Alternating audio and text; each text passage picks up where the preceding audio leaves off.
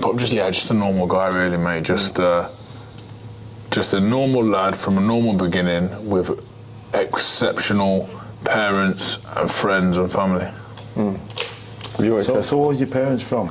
Like, you sound like you're from parents from West Indies, Jamaica. No, so my dad's from Jamaica. Yeah, which part? St Mary's. Stop it. He's from St Mary's. Stop it. My family from St Mary's. Really? Yeah. Is it the Clarkes? Clarke Lane. We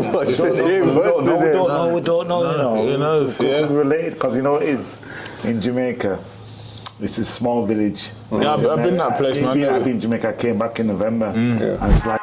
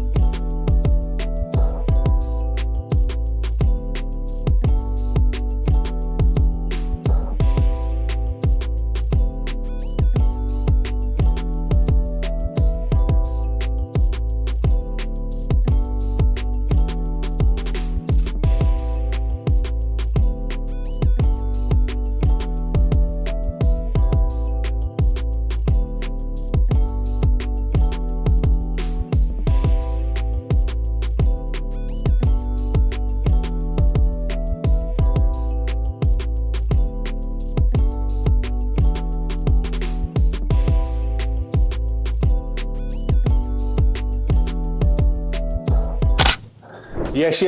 Welcome to the 13th and final round podcast. And today we have a special guest. Yes, we do. We have Big Frazer in the house, bronze medalist in the house, warrior in the house.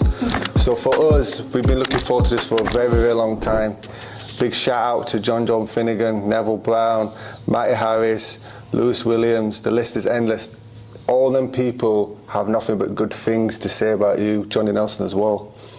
And don't be sure out, saying that what you see is what you get. So we've been looking forward to having this chat for quite a while now. You'll be careful we don't say too much, man. This could take us to jail. we keep it clean though. Listen, whatever you say is whatever you say. Normally what we do is we basically put out what you want to be put out, because ultimately we want our audience not to know you just as the fighter, want to know you as a person. I think I have an idea of you as a person from what people are saying, but today we want to get you, the person, across. I think the best place to start is growing up in Burton. How was that? Lovely. Yeah. Easy. Yeah. Born and bred, Burton-on-Trent. Hard-working father, hard-working mother, brother and sister, close family, small town, know everyone in the town, in every area of the town. Just a normal upbringing, really, like parents did, but it wasn't spoiled, it wasn't rich, but it wasn't poor, because my dad worked hard. Just learnt respect, learnt manners. But I loved the area, I loved the people there. We're I'd say we're very working class. Grew up in the pubs and the social clubs, the Caribbean Centre, the Trafalgar, the Wiggy, the Station Hotel, all these places, all pub people. Do you know what I mean? Because we're a brewing town. But just a normal guy, really, mate. Just a normal lad from a normal beginning with exceptional parents and friends and family.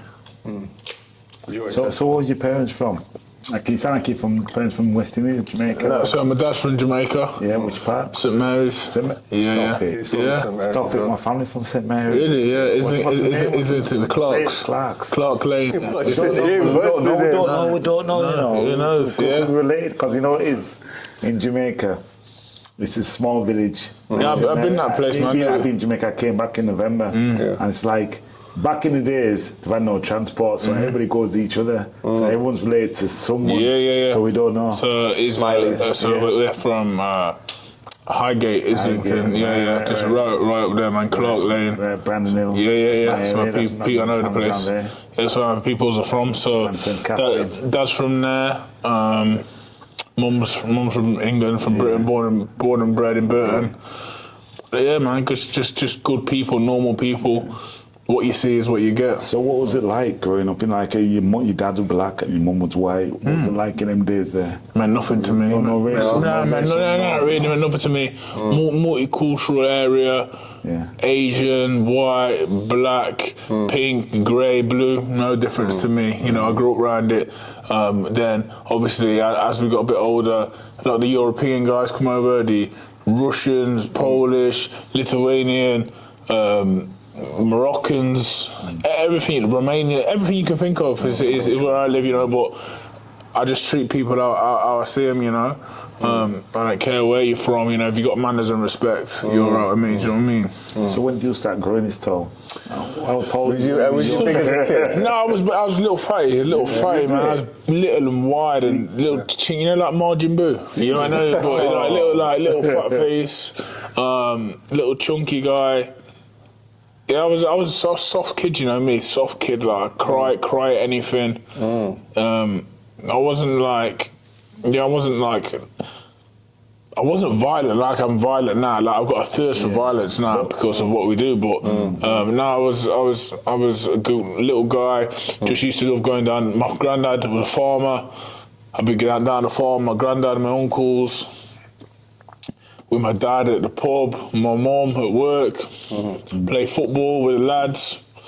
Just a normal kid, man. So you weren't like bullied when you were a fat like kid? No, not really, but I had a big brother, man. So How big was your brother?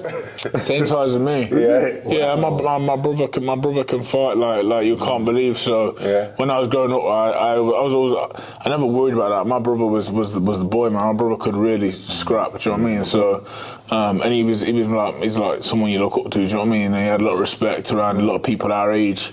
So even if he's like 4 years older than me, so we was like sort of schooling together and stuff. So never really bullied, but just a little fat kid. But eventually you want to lose a bit of weight. Do you know what I mean? So I'm going to the gym and that. Did your brother start boxing before you? How did he drift into boxing? No, but my brother's a footballer. He didn't do boxing. He could just fight. He just went through that era of like, you know, just having it. He got a reputation fighting at school, fighting on the park. You know how it gets. But my brother's a footballer, man. He's a really good footballer as well, talented footballer. And then boxing for me was just, I wasn't very good at anything. I tried football, wasn't good at that. Did everything, every sport you can think of. And then one day I just felt like going down the gym. So me and about 5, 6 of the boys went down the gym. And that was it. That's all she wrote. How many was left out of the 5? The gym. It just faded out week by week. So probably a couple of months later, that was it. Everyone was gone. Then just you by yourself. Yeah, that was like when I was like 11, 12, and then all them years later, I'm 33 now, and here I am, still here. Still, the good thing, still love it. Before anything to do with boxing, I love boxing. I love old boxing. I like this boxing, but I love the older generations of boxing. You're a student of the game. You watch all the old fights. I watch a lot of fights. I know a lot of fights. I'm always learning. I could know more, but I watch a lot of it. Yeah. Who are your favourite fighters and the old fighters? What do you study most? Who have you studied to make your style, to build your style up? Who are you influenced by the most? That's a better question. Yeah. I'd say it's a man mix because these two obviously didn't get on and they never fought, but probably between Lennox Lewis and Riddick Bowe. I can see that. That was a bit of the people I liked the most watching. But then I had a mad passion for bantamweights. I used to love the era Morales, Marquez, all them guys there, yeah. I had because there was all them great fights going on, like the Marquez Juan Diaz fight. That was one of my favourite fights. You know, on YouTube, I could tell you what happens round for round in that fight. Pacquiao, obviously, you know, that's just what I used to watch all them fights like on repeat. And then obviously everyone's favourite, Mike Tyson, Roy Jones. Used to have the Roy Jones. You know, like the compilation where he's just knocking people out. Then a young De La Hoya, loved young De La Hoya. Marvin Hagler, Sugar Ray Leonard, Roberto Duran, love all them guys. Johnny Tapia, huge. That's probably my favourite character in boxing ever. Just from watching all the stories, all the X videos and stuff of him. That's probably my favourite character because he's very relatable to a lot of people I know. Yeah. Joe Calzaghe, Ricky Hatton, they had a big influence on me because the era when I was coming through, they were just lighting up British boxing. Nas, Amir Khan, the list goes on. You like entertaining fighters, though. Yeah. You like guys that. Yeah, I love people that take character to the ring.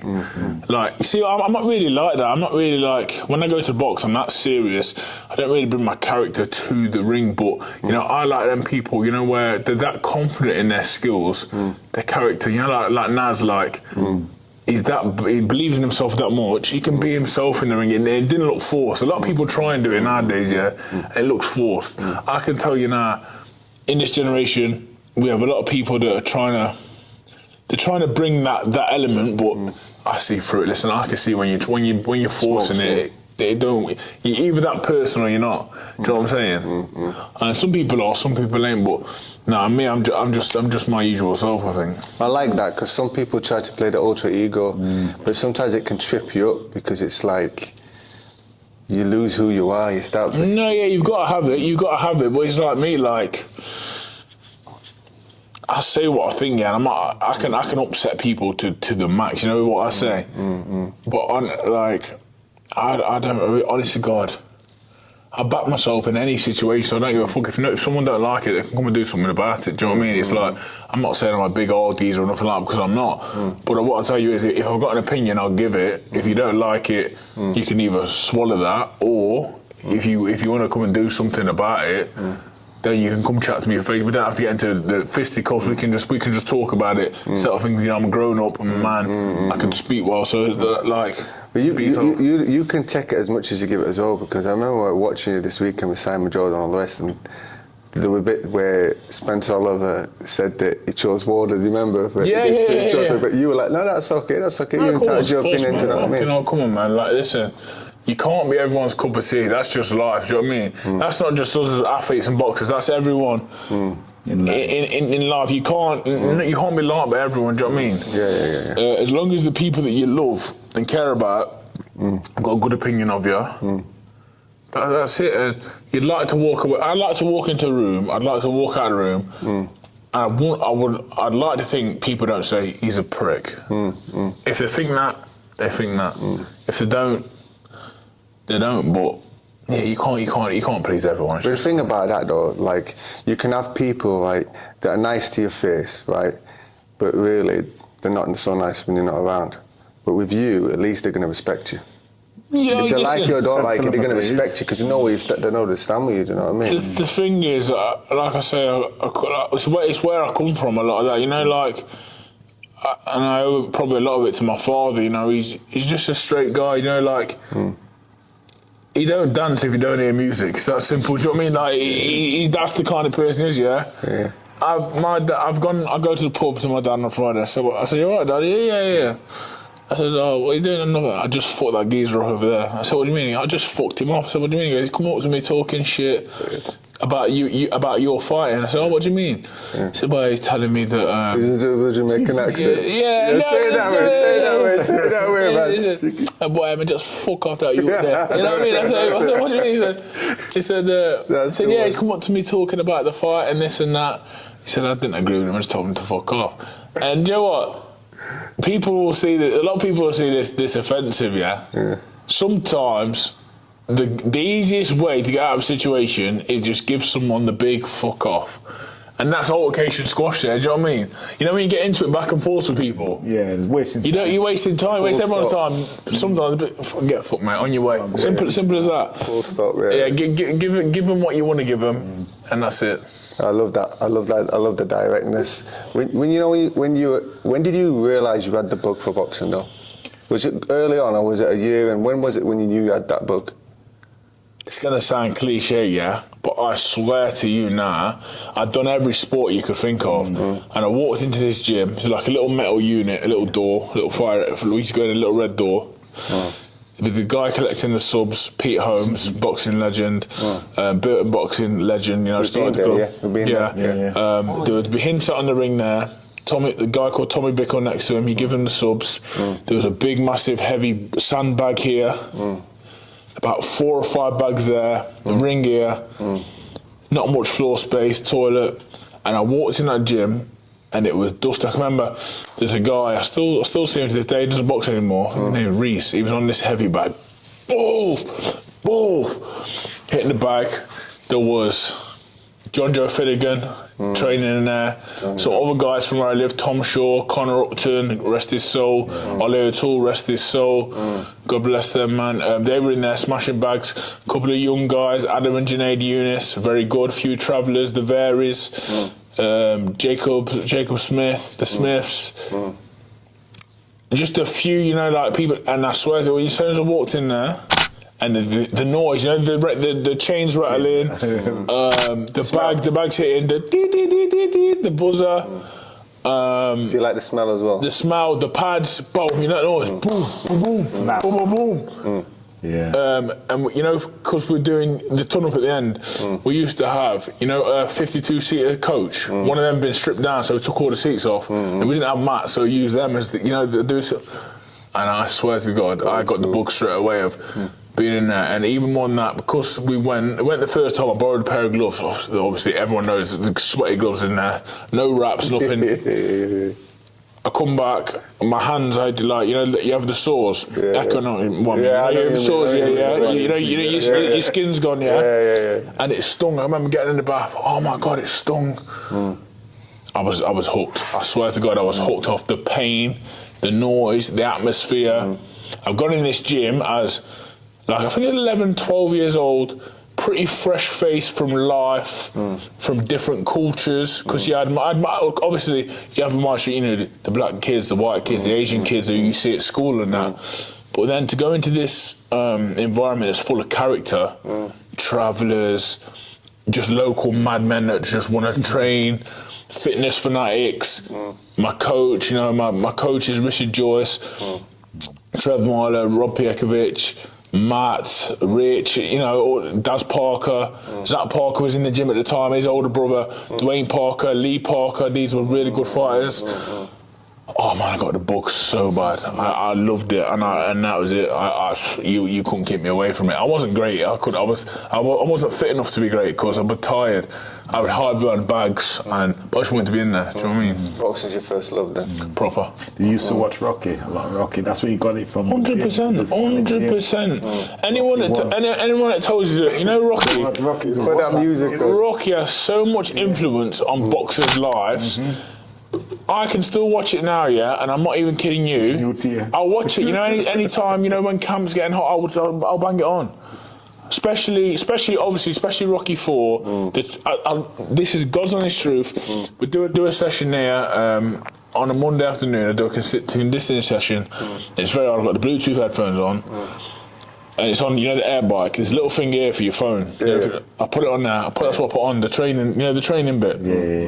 It gets you through some hard times, man. Let me tell you. That music's good. Oh, just the way it is, man. It's just Rocky. Big up Rocky Balboa. My favourite Rocky tune is "No Way Out" when he's in the car. No Way Out. You know what? That's also another tune. You know, we used to do. Remember the 3K and the 1K at GB. When I used to do the 1K. It's 1K basically around the 200-meter track as fast as you can. Obviously, I'm not fucking fast by any stretch of imagination, but that would be the tune. That's my go-to tune. If I'm doing something that's hard, it's gonna be like less than 3 minutes. That's what I'm going to. Rocky's a one. Bad boy, man. Like literally, like just reminds me of being young. It makes you fall back in love. So Lewis Williams will be watching this. He's never watched a Rocky movie. Oh no, I don't know what he's doing, man. What is He's never seen a Rocky movie. Man. It's shameful. You know, like you almost shouldn't be allowed to box. I'm not. Blasphemy, innit? I love Lewis, but my Look at the God. screen and watch one of the Rocky. Tell me which one. I think Rocky one's. No, you've got to go for Start with the beginning. I mean, after when it gets to this new stuff, you know, I'm not the biggest fan, the Creed and all that. But 1, 2, 3, 4. Them must watch it. Yeah, you've got to watch it. Number one is my favourite. Yeah, number one's good. Number one's quality. When my wife first come to the country, I made you sit down and do a marathon in one day. We sat down and watched all 6 We all do that. We all do that. I've got No, the pack. fantastic I've got a films. pack, and I go for all of them. Fantastic. Yeah, I films, didn't man. know that about you. You keep that quiet. I've got the pack, the Rocky pack. You never Of talk course, about it. if you know, hey, come on, we've got to have it, man. $5.99 Tesco, mate. You gotta get it. Christmas, man. Yeah, you gotta get it, One man. time. We're going to have to watch Rocky again now. Yeah. So when did you know in the amateurs, though? You start your amateur career, you're going through your amateur career. When did it start to get real for you that you knew that it's going to go a different direction? No, so obviously you join the boxing club, and if you go to a good boxing club, you know, the rush them nowadays, but you know, they take the time with you, to get registered. For me, the first milestone was to get registered, as an amateur boxer. Yeah. So you're training. Yeah. I'm ready to get registered yet. No, you need more time. You go ask it. Eventually, you're ready. So me, I'm buzzing. Yeah, I get ready. I think I got registered when I was 14. So I've been in there for 2-3 years at this point. But I loved it. So, and then for me, the problem was getting a fight. You didn't see no 14-year-olds at 92 kilos. That's what I was weighing. Do you know what I'm saying? Wow. 92, 93 kilo. Wow. You could have done championships. You could have won that straight walk through. Yeah, I didn't even have to order after the fight, would I? But so obviously, I think I had my first fight. In Coventry. Yeah. A boxer travelling lad. I took a little 15-seater minibus down there with everyone from the pub. And when they watch this, they'll know who they are now. You know, I remember Padge, my brother, my dad, my uncles. I went down there, I stopped him in first or second round. Oh my God, a big fat kid I was, but oh my God, I loved it. And then I went my first 5 fights unbeaten, I think. 6 fights unbeaten. Yeah. And then even by that point, obviously because of the weight, it put me in the championships because the problem after one fight. So I went in the junior ABAs, I had one fight against the current champion. His name was Carl Turney. He's a guy from Liverpool, and he was a monster. He was stopping everyone. Well, anyway, I've gone up Scunthorpe. There's a funny story that some of the people tell you, and I've got a picture somewhere. A funny little fatty kid. I had my shorts up here under my tits, white vest. Can't get low. I had, you know, back in the day when you used to put when the barbers used to put patterns in your head. So a big pattern, big pattern around my head. No, different. You know, like the tribal thing, go around my head. And people were thinking, who's this? I ain't gonna do nothing anyway. I've gone out. Whoa, hit this kid. I remember I think we're like 15, maybe 16 now. I hit this kid. Poof, down he's gone. People are like, oh my God. Do you know what I mean? My was like current champion. So What round was that? first round, I think. Yeah. I think first round, yeah. Like Mike Tyson didn't he? Yeah, so I hit him. I felt unbelievable. Obviously, that was semi-final. Then I gone to Liverpool. There's no one to box me in the final. So ABA, junior ABA champion. Then I got a letter. When you're at the ABA, you run ABA, they come up to give you an envelope. There you go. Oh, he would like you to come on England training camp. I'm 16, so oh my God, this is amazing. You know what I mean? I've gone back to school, buzzing. That would be the first time I went on England training camp, and then I met some of my friends who are friends for life. So I went to Liverpool, 16, met Anthony Fowler on his training camp. A guy called Declan Fusco, really unbelievable talent he was. Jeff Saunders, Mark Efron, really good fighters, So they're on this England camp, and I got the buzz for it. And then you do the 4 Nations, won them. I think 2 fights, beat everyone, won them. Then went to a dual match in Ireland with Ireland and Italy. Ireland and Italy. I beat the Ireland, Italy and Germany. There's no Italian kid. I beat the Irish kid, a guy called Sean Turner. He turned pro. He wasn't a bad fighter. Beat him. Then I boxed a German kid called Ali. And I was Frazer. So on the day, it was Ali versus Frazer. That's funny. But I lost to him, and then obviously I was doing a few England training camps, Tamworth, Liverpool, one down in London, Crystal Palace and that. So I thought, this is unbelievable, this. Loved it. And then I had the letter come through, because someone on the phone, I had a letter come through for a GB. There was no, I think it was after, so it would have been 2009, David Price had just done the Olympics 2008 and won the bronze. So I had this letter. Obviously, at the time, they were looking for a pool of. They needed some super heavyweights. So I've turned up. I think I would have been 17, maybe 17. Just got myself an apprenticeship. Left school, got myself an apprenticeship, welding and machining, but fucking hated it. I just did it because mum and dad said you need to get a trade. Where we live, you get a trade. I know That's engineering, was it? Engineering, yeah. Okay. But I'm not fucking tradesman by any such imagination. So then, I've gone to GB, and I'm not kidding you. There's 30 super heavyweights turning up, for this assessment. Wow. And I'm the littlest. I'm the fat. They're all. It's funny now, because I see some of them now. I see some of them on Instagram now, and I seen one of the dickheads even trying to slag me. Like, Really? Oh, he's got no chance against Ward. I thought, dickhead, you was on the assessment for GB when I was on there, and you're absolutely useless, mate. You didn't get on. You've done nothing in boxing. You've had a few white collars, and you give it loads to me on Instagram. I thought, I slapped the life out of you. Different story. Anyway, there's all these people there, and I think the ones that got on. The ones that got on was me, a guy called Amin Isa. He was a really good fighter, and I think a Welsh dude. I can't remember his name. So we got on. I didn't expect to get on, but I knew from being there, I was definitely the most unfittest. The bowl. We have the bowl in Sheffield. Or there's like grass humps that go up it like this. I can remember one of the runs. At this point, probably never done a run in my life. Probably done half a mile around the block now and then. And they said, right, here's your run, like you're going to go to the first one, back, the second one, back. I've got to the first one. I'm getting lapped. I'm getting quadruple lapped by these men, 24, 25-year-old men. Yeah. I'm 17, full of fat, couldn't do a press up, couldn't do a sit up, couldn't do a pull up. Yeah. Never ran any length in my life. Yeah. So I'm thinking, I'm never getting on this. Like, obviously I've come, the experience, I've done it, I'm never getting on. But I could see from being in the gym and the sparring and the pads and the bags, technically, I was leaps and bounds in front of them all, by a mile. They were all just big, strong men. Do you know what I mean? One of the coaches there, his name's Nigel Davis, really experienced coach, done a lot of Olympics and stuff, Welsh guy. He says to me, I was a bit upset, not upset, but I was a bit like me. He's like, mate, he said, I'm going to put a really good word in because technically, physically we can work on you. Technically, you're leaps and bounds above these. That's something these will never get. Yeah. Anyway, I get the letter a few weeks later.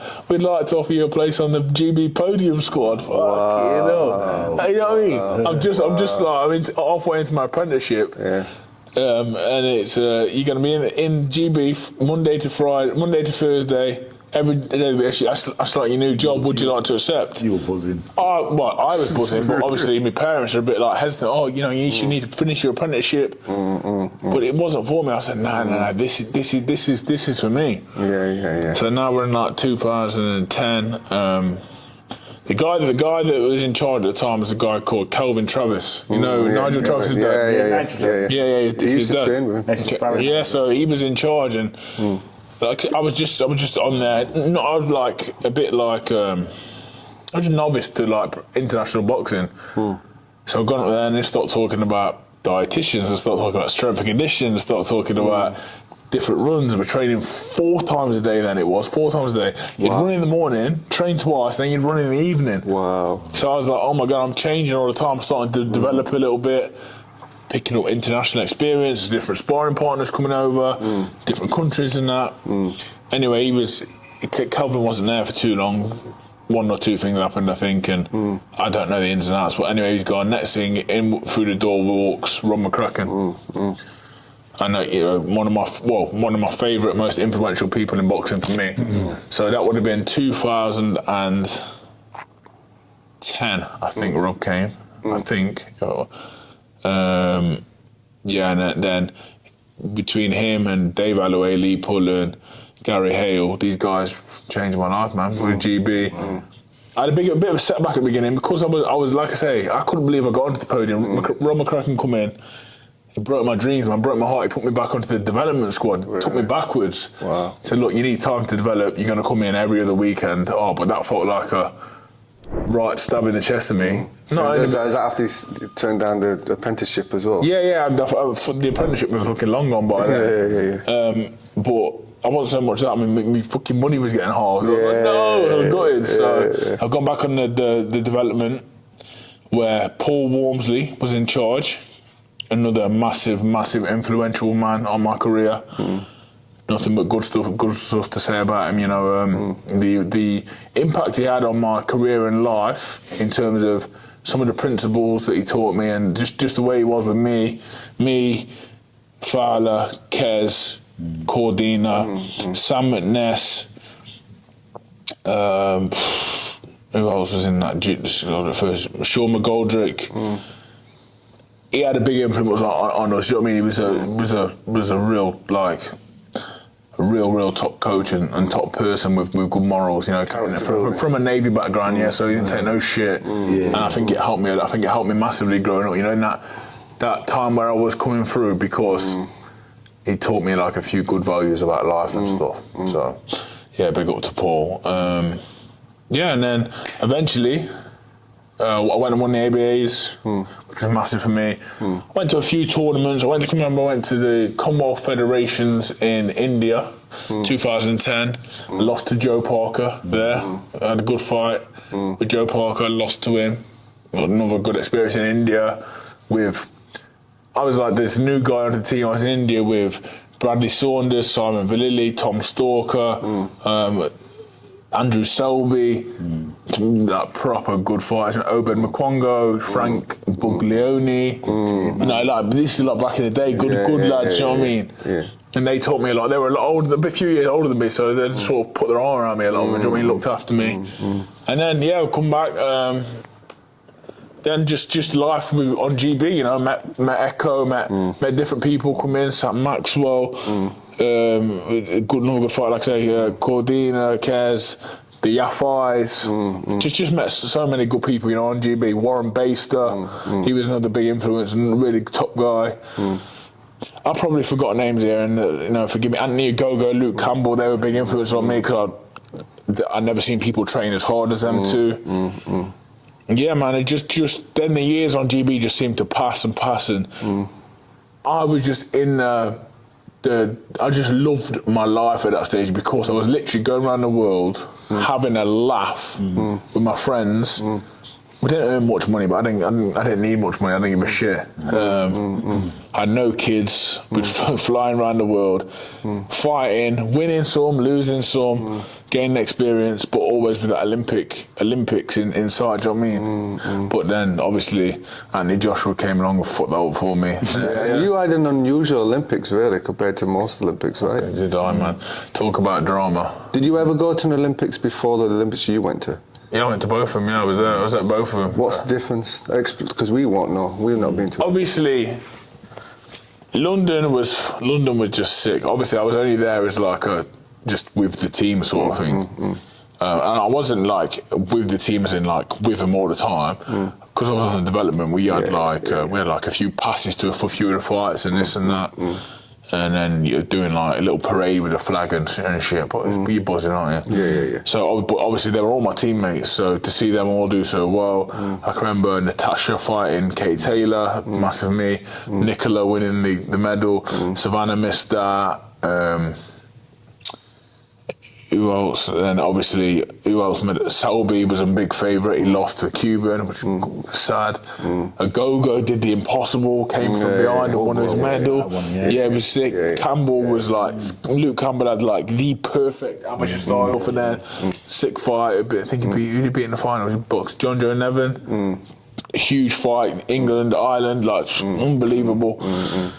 And AJ, obviously, he just obviously capped it off with that gold against Camarelli, which was a tough fight, do you know what I mean? And then obviously, so that was good. Then 2016, this was a real heartbreaking one, because 2015, you was on the squad 2015, innit? Yeah, from 2012. 2012, so 2015. I boxed ABA finals Joe Joyce 2014 and lost to him. We had that, you know, that one that's on YouTube. We had the real ding dong fight. You know what I mean? In the last round, I blew out and I'd lost. Yeah. Well, so he's on the squad then, and that sort of put him ahead of me. Now from then, after that, I went and started training with Clifton Mitchell. I had a handful of sessions with Clifton Mitchell, and he said to me, he watched my NBA final, and I was bouncing. We used to bounce, you know, the old amateur style, like your toes up and down. I used to bounce. And he said, man, you're too big to bounce. He said, you're too big to bounce. So we did a few sessions, and I'm not joking you. So after I lost to Joe, then the whole of 2014 and the rest of 2015, I've gone unbeaten.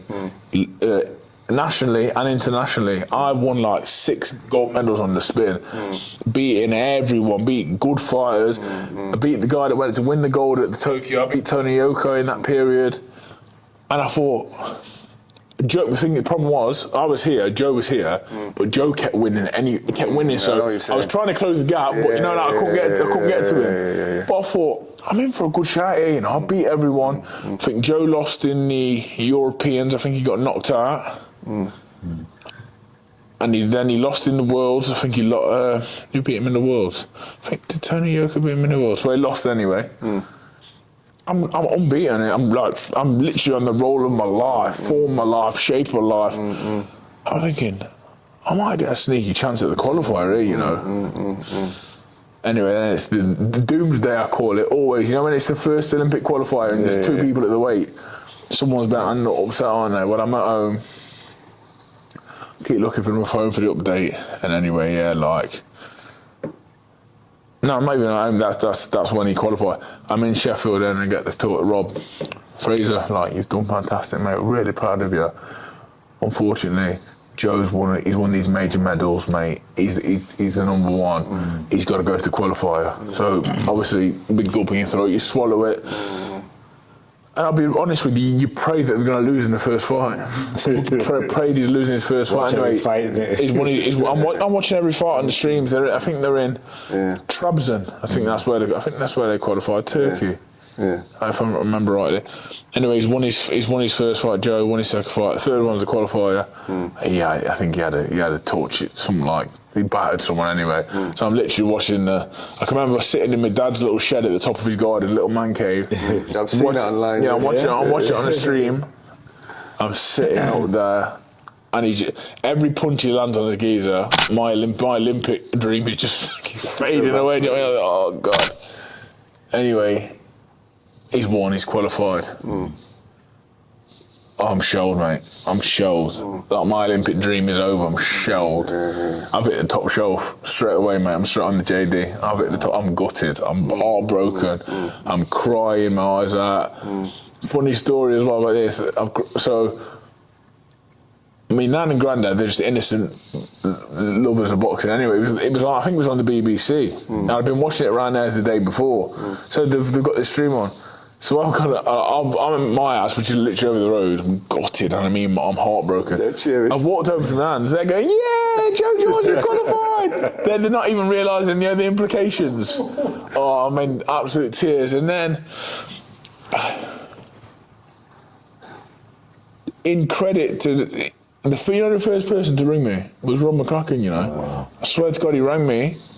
And he said, I know you're in a position and you're heartbroken. He's like, just listen, we're over in Trabzon. I had a message off Paul Wormsley as well, and a few of the coaches, so that's like, it stuck with me for like massive. Then obviously, my pals there, they've qualified as well. Cordina's qualified. These are like my best friends. Kez, Cordina, they've qualified as well. So even though they've qualified, they're all gutted for me because they're going with Joe and they love Joe, but I'm the boy and I've missed out, do you know what I mean? So, yeah, anyway, I'm fucking shelled, man. I'm thinking I have to try and turn pro, aren't I?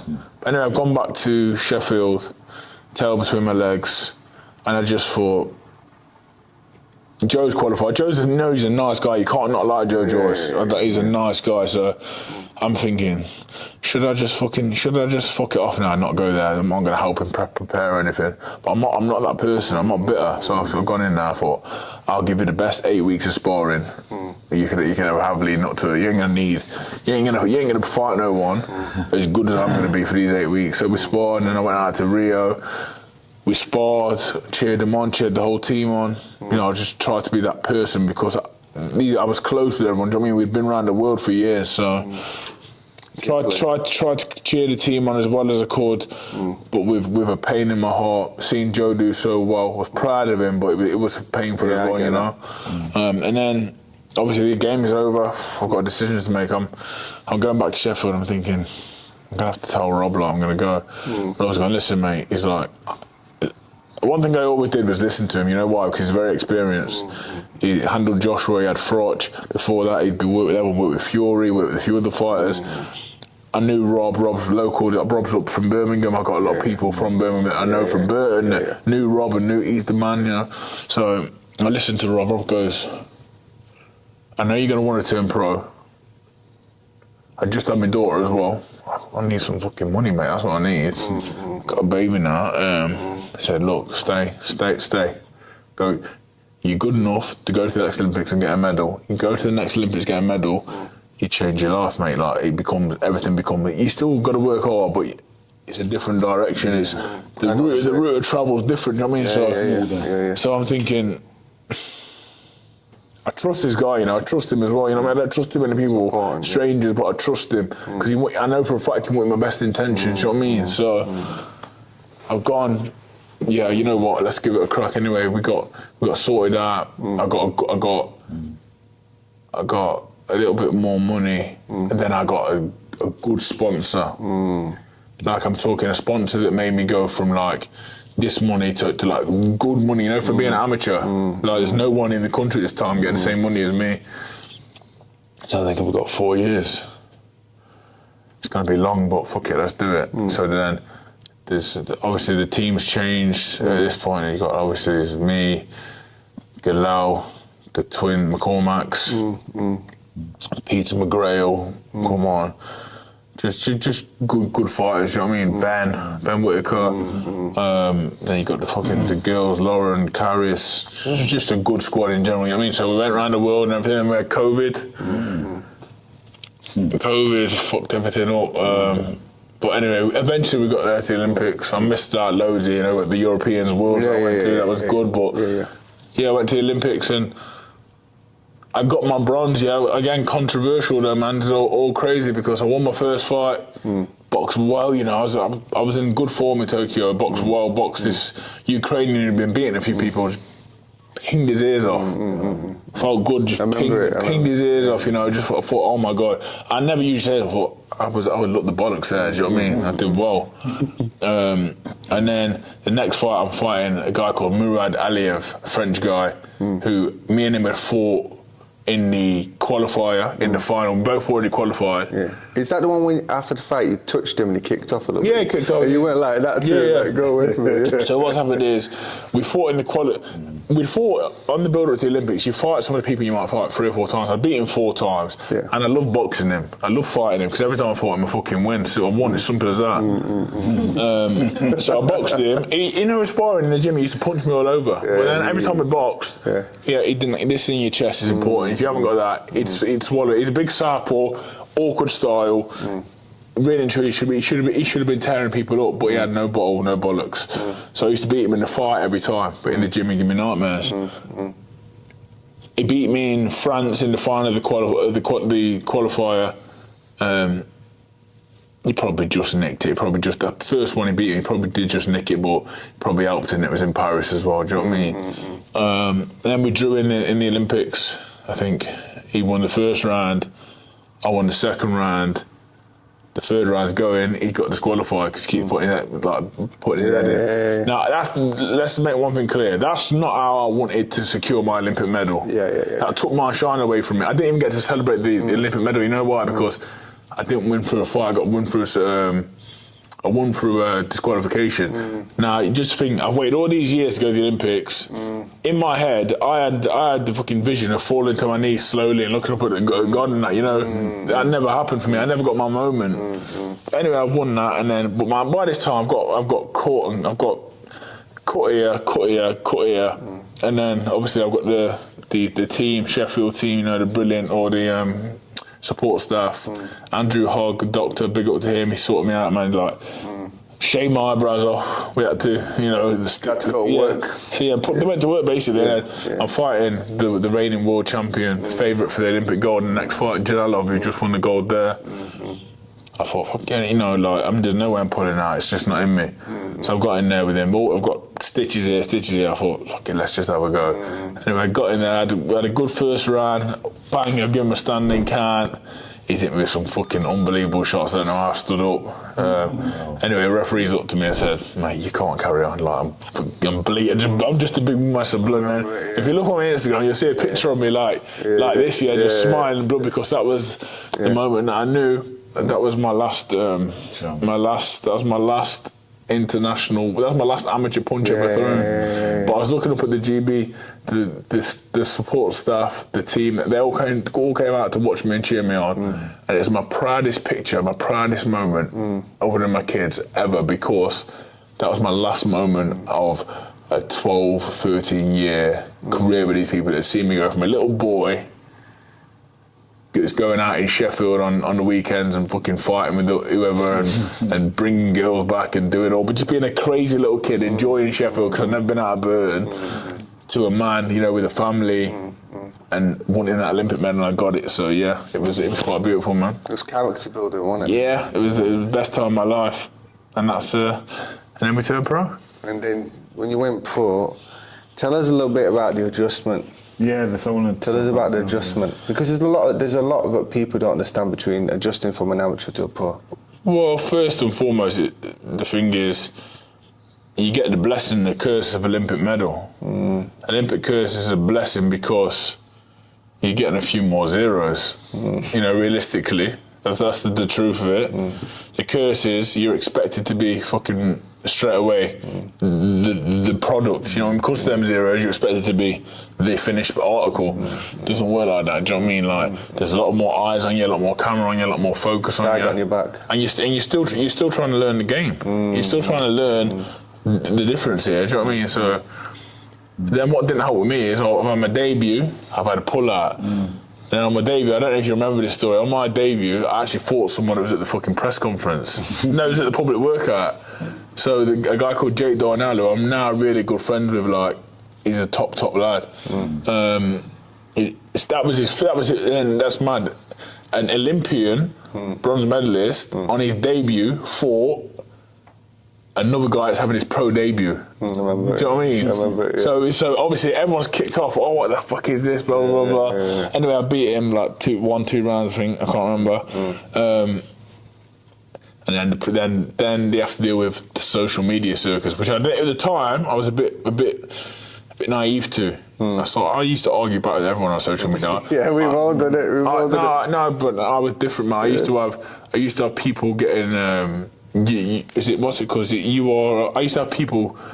I got a few computer wizards, obviously. I know a few geeks and that. Yeah. I used to have people finding people's addresses for me. I was going to people's addresses to fuck people up. I'm not even joking. I had to. No, I'm doing the same as you. She told me. No, I'm not kidding you. I some of the things people used to say stuff about me and my kids and this and that. I wasn't having it. I was thinking, fuck this. I had this one guy. My message, you need to ignore him. I've got in the car, I've gone. I've drove like fucking 30 miles. I'm outside this address here. I'm looking for these guys come out his yard. I'm going to beat them up. And then I thought, you're going to get sent to jail, you nutter. What the fuck are you doing? Anyway, I turned around and got home. So then you have the fiasco of just becoming a pro, really, learning the game, learning. When I say learning the game, I'm not even talking about the boxing, I'm talking about the game. I'm talking about the money, the politics, the this, the that, and I'm still in that now, but like I say, I'm grateful to the experiences I had on GB with Carl Froch being there, Anthony Joshua being there, Cal Yafai being there, Anthony Gogo being there, Luke Campbell being there. As pros, I got to see all these guys go through the system, and I got to learn the system because I was doing the security. I was with all these guys at the biggest fights of their career. I was there side by side. I was in meetings with them when I was looking after them, my pals, and I was earning money by it. I just stand next to you. If anyone comes near, I just slap them away, whatever. So I got to hear ins and outs that you wouldn't even believe, conversations that I used to hear. But I was just learning, I was sponging the whole time. So then, man, we just got on the journey, and Listen, I'm not perfect. I'm not, like I say, I'm not everyone's cup of tea as a fighter, but I'm just trying. You are who you are. That's when you you first come on my radar, though, because I used to see you on security, and we know Clifton. So Clifton trained at the Ingles with us in the 90s. So I'd see, who's this big guy in the corner? You used to stand out on TV. Then I started asking around, and then I got to watching the amateurs, and then I was asking Lewis and Kirsten and Closter about you. And they started telling me about you, and they'd always have good things to say. But I knew you were coming before other people knew you were coming. How did you come to be scary anyway, in the first place? So it was, John Joe Finnegan was fighting a guy called Ryan Clarke, and obviously that fight is where John Joe unfortunately had his injury. And they were doing the weigh-in at Burton Boxing Club. And I'm, a young lad. It's my boxing club, do you know what I mean? So I go down there for the weigh-in. Like you do, you just want to be around professional boxing, innit? Yeah. And doing the security that day was Clifton, a guy called Simon Roberts, another Burton legend called Ian Kelly. Who else was there? There's a few other people there anyway. I'm just knocking about. I'm on the bag while they're weighing in. I went down and trained. I know Clifton anyway. Clifton knows my dad from a long time. And then Simon, and I said, but at that time I was getting into a bit of trouble, you know, like, I think it was like just 18, going out in town, doing the wrong thing, having a drink and probably getting into a few fights and that. I think someone must have had a word with Clifton or Simon. Anyway, basically they said, listen man, on the weekends, instead of going out doing this, come earn a few quid, come stand on the doors or the boxing shows with us. I thought, fuck it, let's go and do that. Keep me out of trouble, give me a bit of direction, and I get to watch pro boxing for free. You know what I mean? I'm not having to sneak into the shows anymore. I can get in there for free, ringside. Anyway, I started doing it, just a job really. But then you start knowing people in the industry. Next thing you know, I'm the people, my heroes. Frazer, you go in there, stand on that door, watch that door. Why? Who's in there? Ricky Hatton. What? Yeah, don't. And then he comes like, all right, Frazer. How the fuck do you know? You're amateur boxer, aren't you? Yeah, I follow you. I know you. Wow. You know, like these things. But then that happened with so many people. Kel Brook, at the time, Bellew, Nathan Cleverly.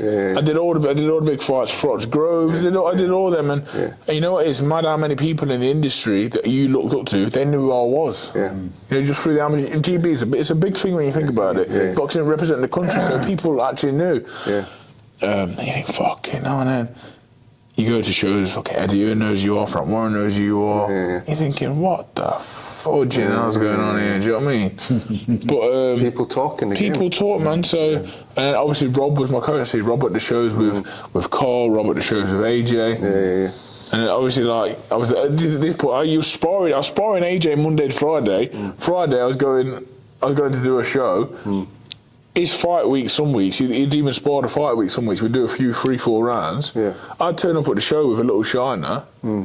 Anthony's boxing, he's giving me that shiner a date 24 hours before. Do you know what I mean? So people didn't know that. People just say, oh, sorry mate, you're not coming in, it's not your ticket, you're just a fucking security guy. I was thinking, mate, if only you knew, mate, I'll take your fucking head off right now. Do you know what I mean? Well, if only you knew.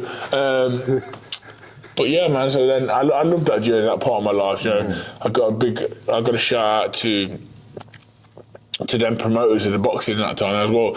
They always give me time knowing I was a boxer. You know, Eddie, Frank Smith, Mick Hennessy at the time. Mick's a good guy. Yeah. There was always I went to the shows and there was a boxer. There was always sound to me. And Clifton, he'd always give me the good gigs. You know, I'd always be standing I was always with the ring card girls. You know what I mean? So it was all right. I had a good time. I always wanted to ask you, like, because some people, they're moving up the ranks and they go from like a small hall show and then they're on an undercard and then in the main event, and it's like you got to take in the bigger crowd and all of this. You kind of had an understanding of what it was like to stand looking at it before you were there. Do you think that really helped you? I've been in there. I used to be there anyway.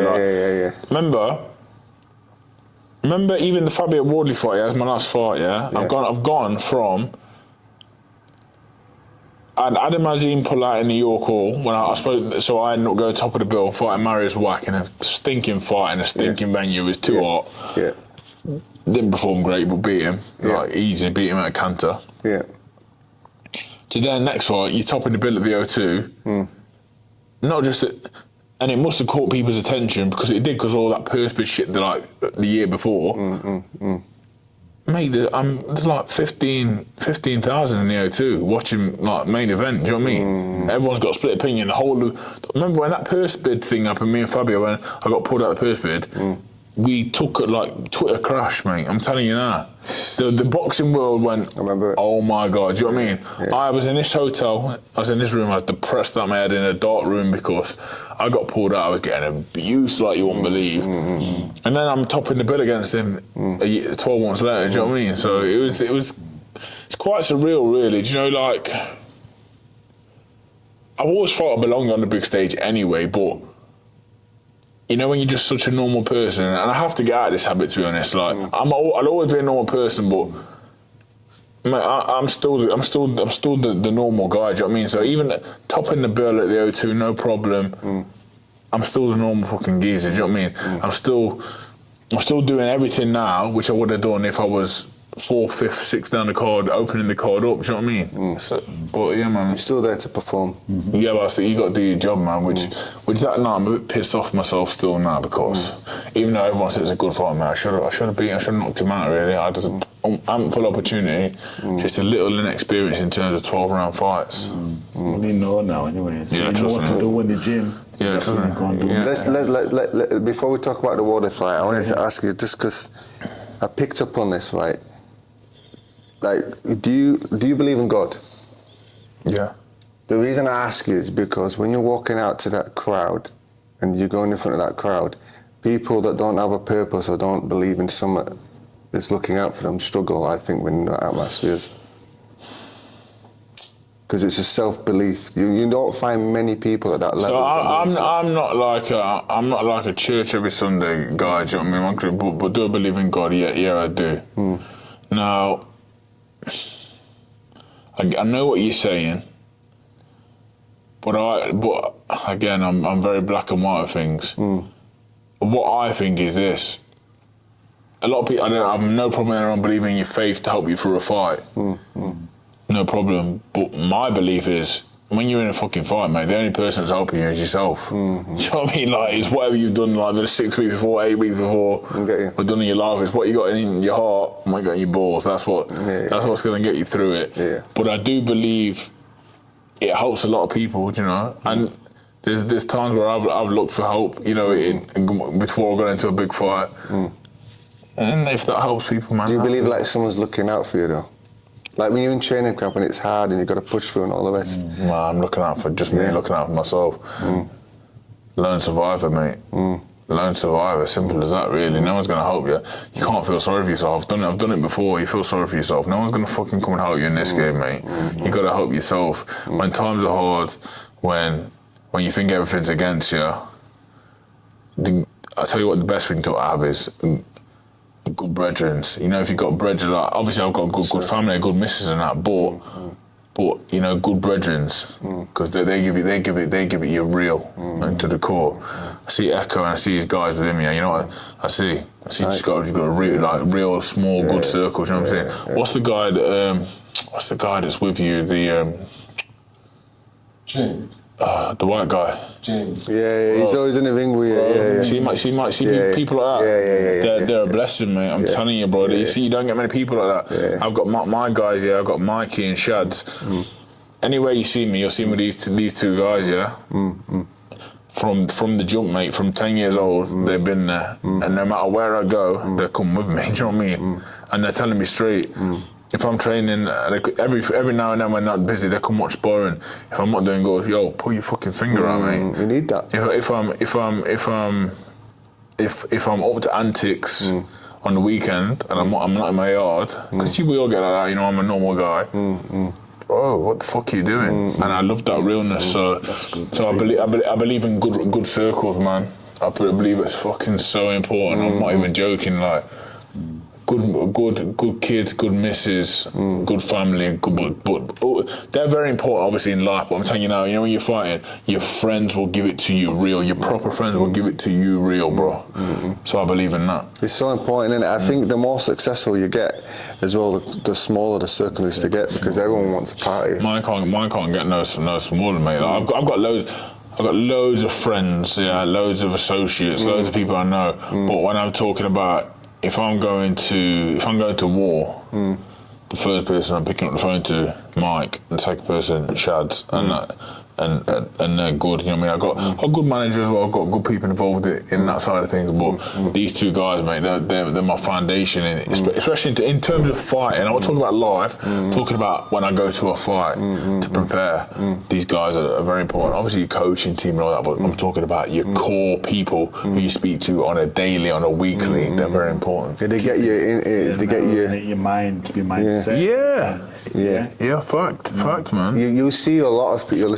When I trained in Ingles in the 90s around Naz, and he got bigger and bigger and bigger and bigger. To the entourage just got bigger people around, and you couldn't. I don't think he had someone like you got who could tell him. No, and yes men, all them people around. Trust me,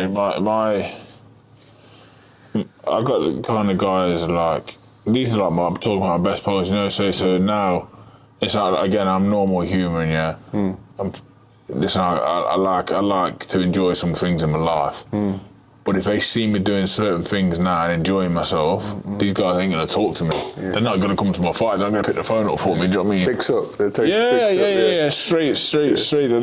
They're not talking shit to me. Yeah, it's so important. Listen, let's talk about the Wardley fight, because that fight, okay. Me with my wife, she lost her voice screaming at the TV for you. We were screaming like crazy. I feel that the first 6 rounds, your jab was amazing in that fight, by the way. Like, you really rose to that occasion.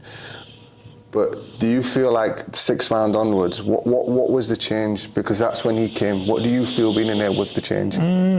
Look, the numbers don't lie. Like, I do my own analysing. The jab was averaging about 30 jabs around for the first 4 rounds. Then it went down to 20. And then by the last few rounds, it was 6. In one of the rounds, I threw 2 jabs in the last couple of rounds. Now, that doesn't lie, mate. It was working. And sometimes you slip with consistency, what you're doing. You don't realise what you're doing because you're involved. And you watch it back, you think, oh my God, if I'd have kept jabbing, I'd win the fucking fight. Simple as that. The jab slowed down a little bit. Obviously, being a heavyweight, the jab is very important. It does everything. So there was that. That's not the only reason. I got to give credit to Wardley. He's got what you need for the game. He's got a set of cojones. Both showed loads of heart, man. And he can fight. Yeah. I won't say he can box. I still say that he couldn't box eggs, but he can fight. And pro boxing, really and truly, I say this all the time. You can be a good pro boxer of being a tough man who can just hold their hands up and let them go. You lot are Nottingham, yeah? We're Leeds. You're Leeds. Mine's like Carl Froch, bro. Perfect example, bro. Boxing skill wise, you wouldn't even put me in your top 50 probably. I don't think you'll find a harder man walking the earth than Carl Froch. I'm not even kidding you. I would put him in the toughest bunch of names you ever find in boxing. He has got that tough, mate. I think the only way, if you were going to rob his house, the only way you could get in and get out is to put a bullet in his head. He's made of granite, mate. I'm convinced. I've seen him in the gym. Seen him where he trains. I've seen him look at. He's a tough individual. Wardley's got that toughness about that ruggedness, and he can have it. He can really have it.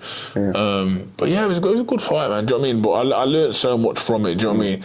I still think I won the fight. I think that the knockdown was a knockdown, definitely a knockdown, but it's just more of a mistake for me. Fell over my feet, really. And then you have the point off as well. I think the referee I think the cheerleading squad in this corner I think they got into the referee's ear. You know, his manager, Dylan White, and a few of his people. Every time I hit him anywhere near the gut, that's in the referee's ear. These things help. Do you know what I mean? So you can either call it good gamesmanship from him and his team, or I just call it the referee, you know, surpassing to the cheerleaders that were there shouting. So. If you're him, you do it. And listen, in war, man, all is fair in war. Do you know what I mean? You got to do what you got to do to win. So basically, without that knockdown, which happened, which was legit, and without that point off, I win the fight quite comfortably. Do you know what I mean? So you live and you learn, man. I thought you won the fight. I thought I did. I thought it was harsh the point taken off. I thought it was, mate. Like if you look at it, it's a nothing shot and. If I was going to hit him in the bollocks, I would really hit him in the bollocks. I wouldn't tap him. Do you know what I mean? If I'm going to put him in a low blow, I'm going to really try and hurt him. I'm not just going to tap him. Do you know what I mean? So it was a controversial time though, because Dubois did it to Usyk just around that time. And I was thinking, is there something? Something changing here? Then even no, and obviously just before that, the problem with the low blows was this. I thought that other fucking. The other guy, he kept whinging about it. Fucking, that's a numpty. What's his name? Dave Allen. And he was crying about it every 2 minutes. But you know, we have to be careful with boxing now that we're not getting into the realm of Premiership football. You know, where the guys are getting touched and rolling around on the floor. Some of the boxers are getting like it, and you go on like big hard nuts. With granite chins, this and that. You touch them on the waistline and they're trying to get an unfair advantage, but again, the game's a game. They're trying to get money. People are trying to win by any means necessary, because it doesn't matter what happens. If you get the W, it's a fight. You got the money. So David Adelaide has been talking a lot recently, but I've seen some of the things you've got to say about it. What do you think of him? Just don't like him, you know. Just as a person, sometimes you just clash with people. Just don't like him. It's not your cup of tea. Not my cup of tea, simple as that. So thinking like that'll help you in training, will give you that extra. If I ever give him, gym. Obviously the last person I fought and thought I beat, we got a draw. He had him on his arse, knocked him out, but beat him up. So when I beat my rematch, if I choose to give him a little defence, it won't be out of nothing, and I just want to get hands on him and just hurt him basically. So maybe one day that fight happens, maybe not. Maybe he gets chinned by his next fight by Solomon. Do you know what I mean? Maybe he'll never get to fight me. But yeah, just some people you just can't like, and that's not just me. I don't know anyone's got a good word to say about him. And that's in the sport. I'm not just making all. Again, if you're a prick, you're a prick. It's as simple as that. You're a serious guy. You lived a life. You've been living this life for a very long time. I don't mind good people, yeah. And once upon a time, I think we was okay, and then a few interviews happened, and I never said nothing mad about him, but he took something. I must have took something personally. That thing with me and Spencer Fury, we had a little back and forth there. And I seen him in Birmingham at the show Echoes on the other week, and we had a little back and forth there. But he's not really on it anyway. He's a clown, man. You're on to bigger and better things out here. You've got a big fight coming up. Yeah, fucking idiot. Darling, pass me them sheets. We'll play to finish off. We'll play a game. But I want to ask you about your passion. You've got the same passion as me, Man United. Yeah, I love Man United. Yeah. How can you live in Leeds and like Man United, man? So I'll tell you the story. I can't trust you. I can't trust you though, man. That's Burton, mate. Burton's got a team though. Yeah, Burton got a team, but that's different, man. That's different. Leeds and Man United, mate. That's fucking hatred, mate. Yeah, that's rivalry. Yeah. No, I'll tell you how it is, right? So when I was a kid. Oh, you went to Manchester. Yeah, I've heard it all before, man. Before the Premiership, right? I used to get free tickets to go to watch your Leeds United, and I was in the crowd, and they all started fighting and racist chances that I got trampled and all the rest. So it kind of put me off going back to Leeds games. But I watched them at home. Then Cantona came, and I fell in love with Cantona. So when Cantona went to Man United, followed him, I followed Cantona, but then I fell in love with Alex Ferguson, and it just drifted from there. So Yeah, no, fair enough. Good move. In Man United, I believe Man United. I've even got her to go to the game. She goes to the game. Yeah, I'm supposed to be there tomorrow. It's Fulham tomorrow, isn't it? At the end of the season, but I'm not going to go because after a week's training like this, it's too much. You know, traveling. It's no good. So I'm just going to leave it for a few weeks.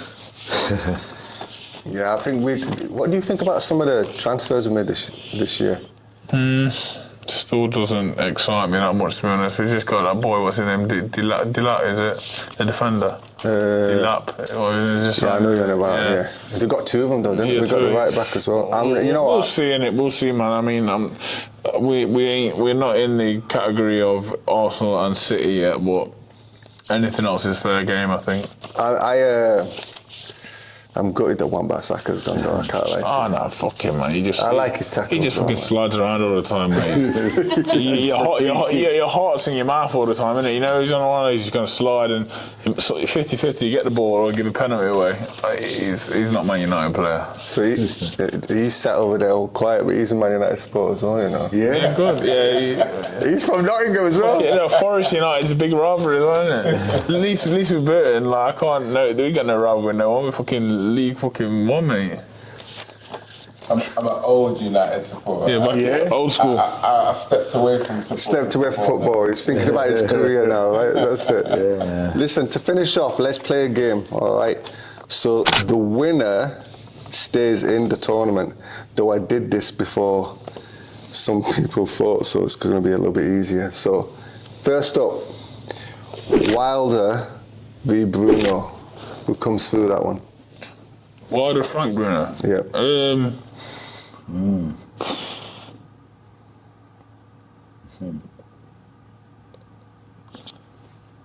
A prime Wilder and a prime Bruno. Yeah, Wilder. Yeah. Why? How? Yeah, Bruno would have got it would have got it too much, man. And prime Wilder was fucking knocking anyone out on it. Yeah. Alright, so let's sidetrack aside for a second. Right. So there's an argument for this. So if Wilder was never as good as what we think he is, does that mean Fury is not as good as what we think he is?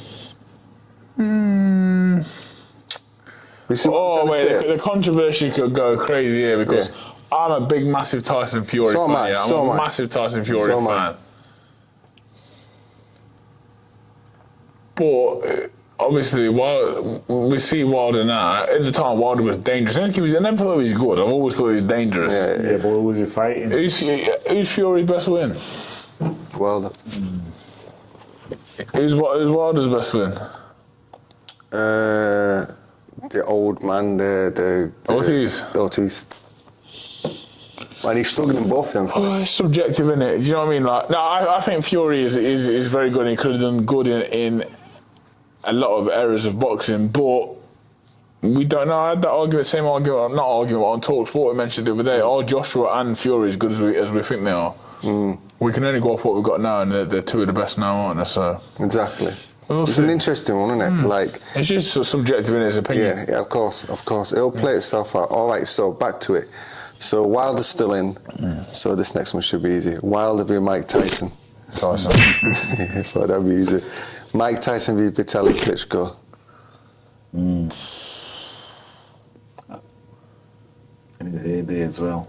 Heyday, I ain't gone against Tyson, but anyway. Should be thinking. I'm not thinking as a fan. I'm thinking as just a box. If I'm doing it. Yeah, I know what you're saying. I'd go Tyson. Yeah. Tyson. Okay. Difficult night for Tyson, but yeah. Tyson v AJ. Tyson v Joe Frazer.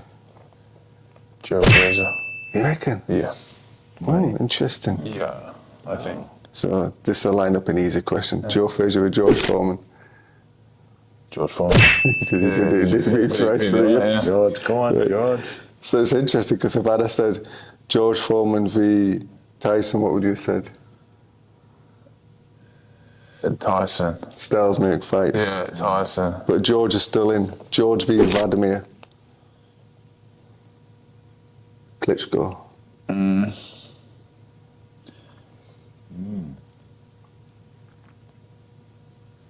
Vladimir. Ooh, interesting. Vladimir beat Tyson Fury. I knew the winner's going to be. Fury, innit? Right, so Fury, right? So the last one, Fury v. What do you think I'm going to say? Ali. Usyk. Usyk, yeah, I don't think he'll beat Usyk. I don't think he'll beat him again. So Usyk, don't think so? No. I didn't think he beat him the first time. What mistakes? Obviously, he made some mistakes. Usyk's fucking good, mate. Let me tell you, like. How do you see it playing out? Break it down to us. So, I was one of the. I remember I was there fight week. I was one of the people that cottoned on to, like, I'm not saying I'm a fucking genius because I'm not.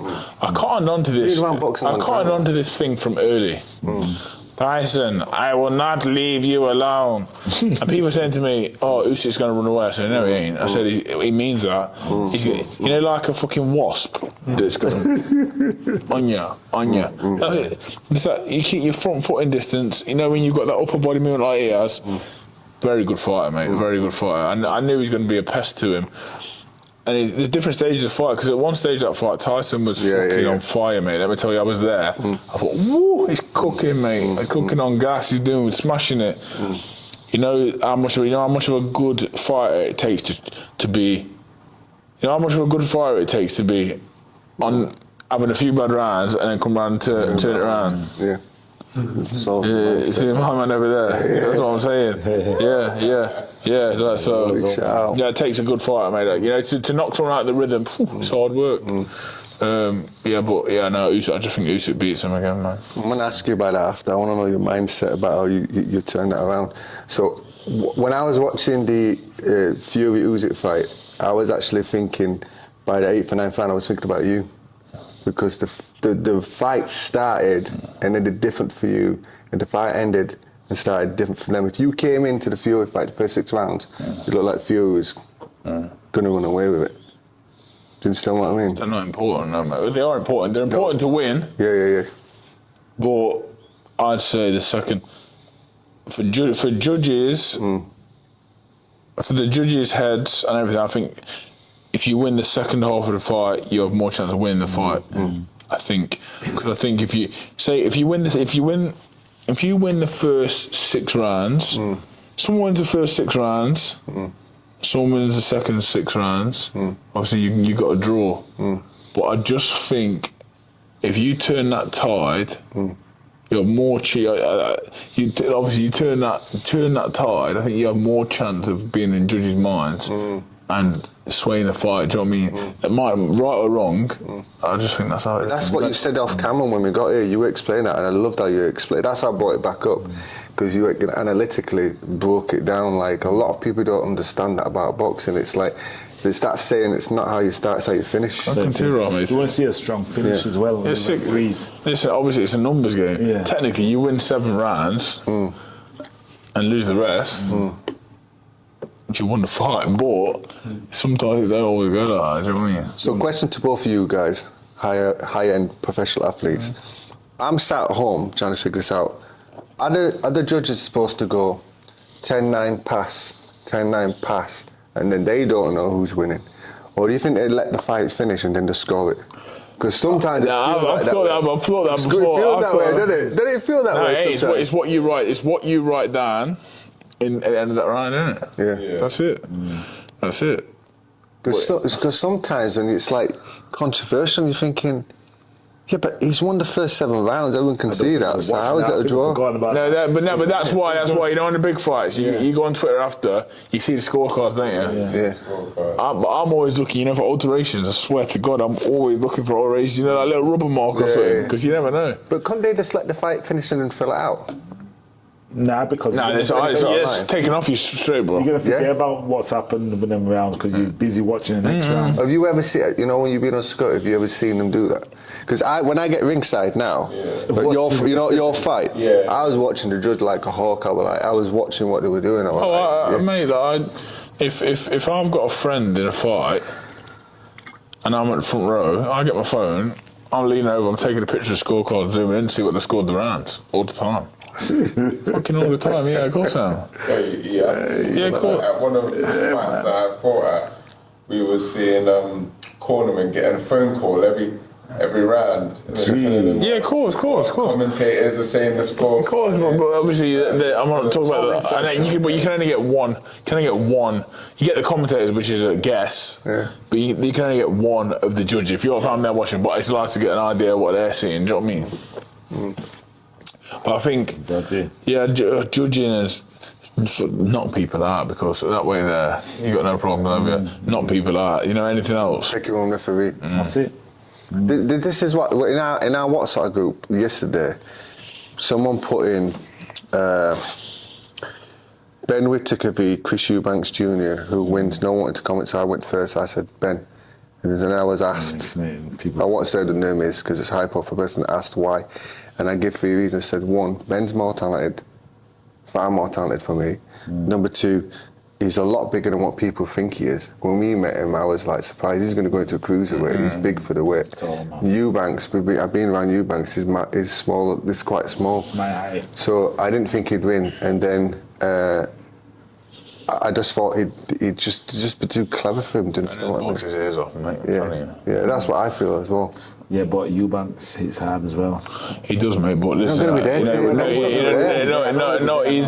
Eubanks' style. Yeah, he's not a boxer. He's a fighter. Yeah. Now, he's an unbelievable athlete. But listen, let me tell you now. Father Time catches up with everyone. To use his style, which is fighting, you got to be fit, strong, razor all the time. Now that's slowly deteriorating. Billy Joe Saunders said the other day, well, as long as he's got old in his arse, he won't win all the time. He's fucking right, because he just ain't at that level. But he can have good entertaining fights, because he's a good fighter. He's also talking about Billy Joe Saunders. Is how Billy Joe Saunders or... I'm not really interested in that fight, man. Like, I like Billy Joe, man, and he whooped him before. He don't need to box me. Twice. Twice. Did he box twice? Yeah, twice. No, I didn't Sure, he box boxed twice. No, it was Groves, George. We boxed George twice. Twice, Yeah, yeah. boxed. You didn't give me. Just for the British, wasn't it? Yeah. Remember That's after I fought that Blackwell kid. Listen, we're gonna leave it there. I've got to go train, man. We'll let him go train. We could talk boxing all day with this guy. Guys, don't forget to like, share, and comment. Subscribe. Tell a friend. Hit the subscription button so you get the subscriptions. And we're here. And we are. 13th and the final round. Hit them up, man. That's it.